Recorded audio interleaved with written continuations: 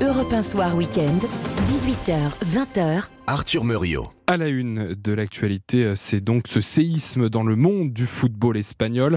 Une semaine après l'affaire du baiser forcé du président de la fédération espagnole sur la joueuse Jenni Hermoso à l'issue de la finale de la Coupe du Monde, la FIFA a décidé de suspendre provisoirement Luis Rubiales.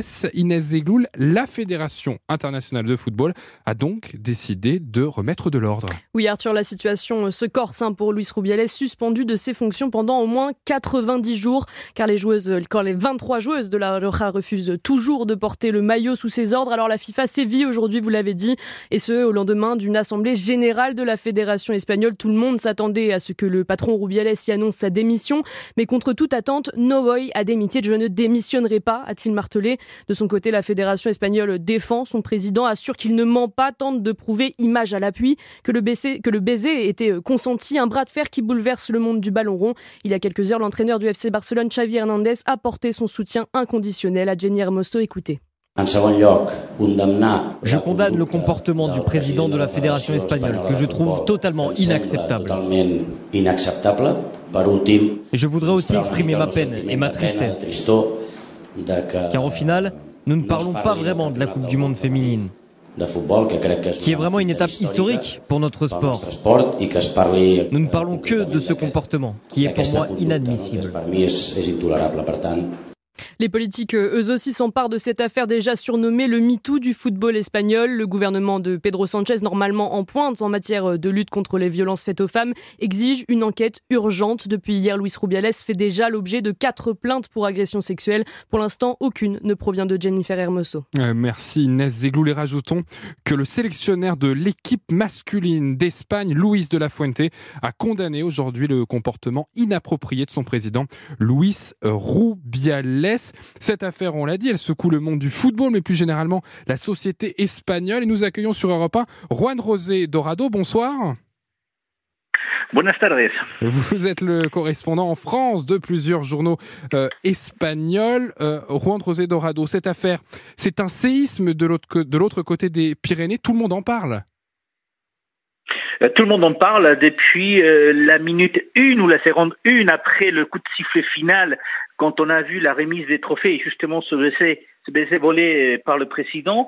L'Espagne s'est emparée de cette affaire et depuis le 20 août, depuis dimanche, on ne parle que de ça, les journaux, à la télé, à la radio, la presse écrite.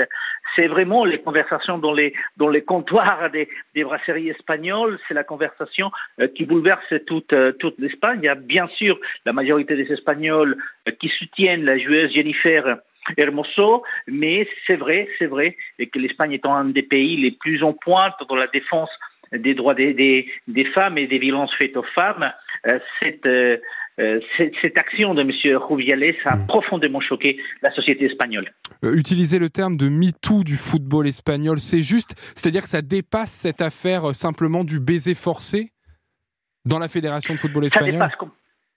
Ça dépasse complètement. Effectivement, l'affaire est sportive, c'est devenu une affaire politique, c'est devenu une affaire de société, parce que tout le monde en parle, parce que les politiques se sont emparés, et tout de suite après de ce qui s'est passé au stade, parce que les politiques, le gouvernement a porté plainte auprès du tribunal administratif de sport en Espagne, qui va se réunir en urgence lundi prochain et qui va aussi suspendre, même si la FIFA vient de le faire, qui a pris le devant, mais c'est vrai que maintenant, ça va se passer aussi bien dans la rue que dans les médias, que dans les tribunaux, puisque vous l'avez signalé dans votre introduction, il y a 4 plaintes qui ont été déposées contre M. Rubiales, et tout ça en attendant effectivement ce qui va se passer du côté de la FIFA et du tribunal espagnol, qui vont donc ouvrir une investigation pour voir quelles sont les responsabilités de M. Rubiales en Espagne. Et la loi du consentement sexuel y a été approuvée il y a quelques mois, et donc M. Rubiales est accusé par 4 personnes, par 4 plaintes pour agression sexuelle. Donc ça devient effectivement très sérieux et ça va au-delà d'une affaire purement sportive. C'est le plus gros scandale qu'ait connu la Fédération espagnole de football ? C'est certainement le plus gros scandale et ça tombe très mal. Ça tombe très mal déjà parce que Vous savez, l'Espagne est candidate à l'organisation de la Coupe du Monde 2030 avec le Portugal et le Maroc. Donc ça tombe très mal. Ça tombe très mal parce que l'Espagne vient de gagner effectivement la Coupe du Monde féminine pour cette équipe des joueuses qui étaient déjà en guerre contre la fédération espagnole. Il faut juste rappeler que en septembre de l'année dernière, en septembre 2022, 15 joueuses de l'équipe nationale avaient quitté l'équipe d'Espagne. Ils ne sont revenus que pour le mondial.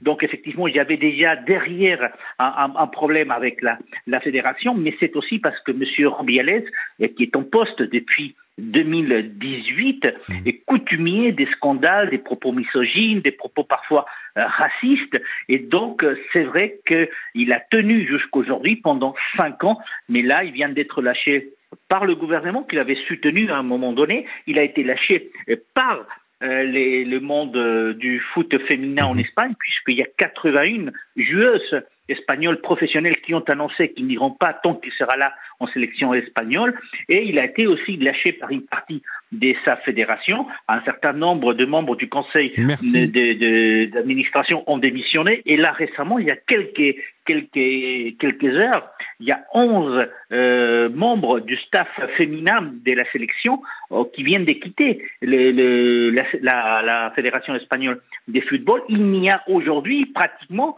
que l'entraîneur, le sélectionneur espagnol Jorge Bilda, qui est toujours en poste du côté de la sélection espagnole de football. Merci Juan José Dorado, journaliste espagnol et correspondant à Paris pour plusieurs journaux espagnols d'avoir été l'invité d'Europe 1.